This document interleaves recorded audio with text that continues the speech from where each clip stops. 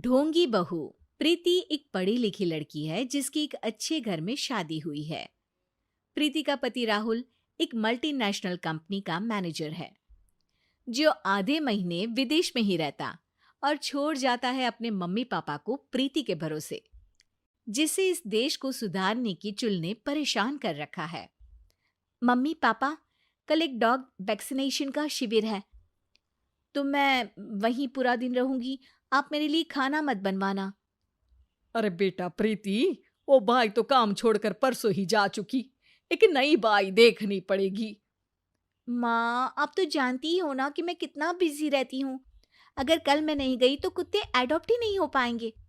देखिए, हम इंसान तो बोलकर अपनी तकलीफों को बता सकते हैं, लेकिन वो बेचारे, उन्हें हमारी ज्यादा जरूरत है मम्मी।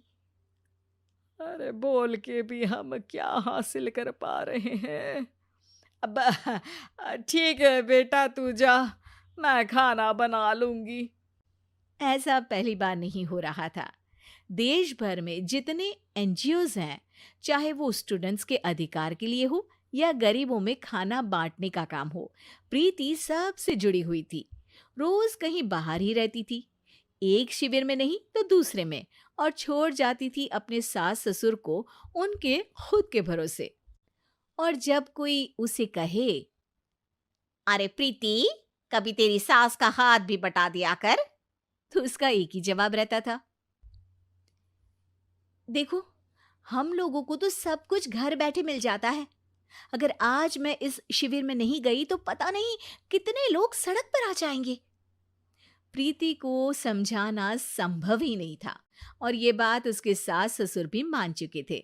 इसलिए सुबह सुबह सास ही किचन में खाना बनाने जाती है और देखती है कि घर में सब्जियां खत्म है। अरे प्रीति बेटा, सुन तो जरा। क्या हुआ मम्मी? मुझे बहुत लेट हो रहा है, और आप तो जानते हो ना कि अगर मैं इस शिविर में नहीं गई तो। हाँ हाँ, कुत्ते एडॉप्ट ही नहीं हो पाएंगे, सब जानती हूँ। अरे पर घर में सब्जियां खत्म हो गई है। अरे जब तू वापस लौटे ना तब लेकर आना, ठीक है बेटा।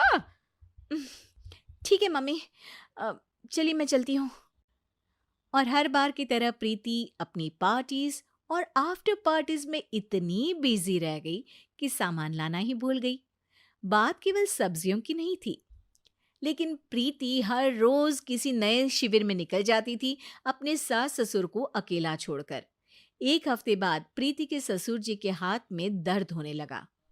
अरे बेटा प्रीति, पापा जी के हाथ में बहुत दर्द हो रहा है। आज इनको डॉक्टर के पास लेकर जाना पड़ेगा। "अम, ठीक है माँ, आप हो आओ, मैं बाहर ही खा लूंगी। अरे बेटा, मैं कैसे ले जाऊं? ये काम तो हमेशा राहुल ही करता था, और मुझे तो डर है कि कुछ ज्यादा बड़ी बीमारी ना हो जाए। उफ़ो, आज मुझे मेडिकल शिविर में जाना है। बेचारे बड़े बुजुर्ग जिनके अपने फैमिली वाले उनका ध्यान नहीं रखते, उनका पूरा मेडिकल चेकअप होगा। अगर मैं नहीं गई तो आप तो जानते ही हो, उनका चेकअप नहीं हो पाएगा। और हाँ बेटा, तू जा, मैं कुछ ना कुछ कर लूंगी। प्रीति के सास और ससुर दोनों ही काफी समय से प्रीति को समझाना चाह रहे थे कि उन्हें भी मदद की जरूरत है, लेकिन अब तो पानी सर के ऊपर जा चुका था। उधर प्रीति शिविर में पहुंचकर सबसे मिल रही थी। काफी भीड़ थी और प्रीति इंस्टाग्राम पर फोटोज अपडेट करे जा रही थी। तभी प्रीति की दोस्त रीना उसके पास दौड़ती हुई आती है। अरे प्रीति, जल्दी चल। अरे क्यों, क्या हुआ? अरे तू अभी सवाल मत पूछ और चल मेरे साथ। प्रीति रीना के साथ जाती है तो देखती है कि गरीब बुजुर्गों की लाइन में प्रीति के सास ससुर भी खड़े हैं। प्रीति को समझ में नहीं आता कि ये क्या चल रहा है। उसके ऑर्गेनाइजेशन में सबकी नजर उसके सास ससुर पर थी, और प्रीति को लगा कि बात उसकी इज्जत पर आ गई है। माँ, पापा जी, आप दोनों यहाँ क्या कर रहे हैं? आप तो जानते हो कि ये शिविर गरीबों की मदद करने के लिए बनी है, और आप इसका मजाक उड़ा रहे हैं इस तरह से लाइन में खड़े होकर।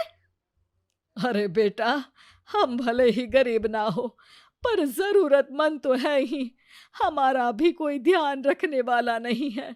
मेरे पति के हाथ में दर्द है, मैंने सुना कि ज़रूरतमंद बुजुर्गों का यहाँ फ्री में इलाज हो रहा है, इसीलिए चले आए।